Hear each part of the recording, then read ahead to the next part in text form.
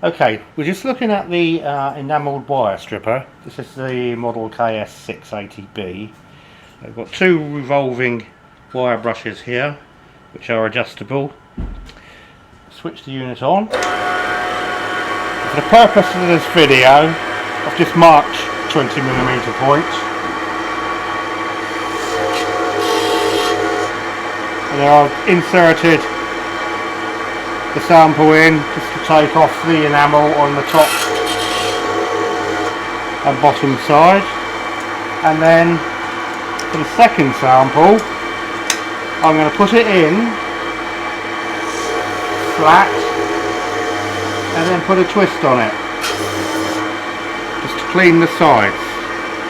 So lay them down there and you can see it's taken all the enamel off in the desired area.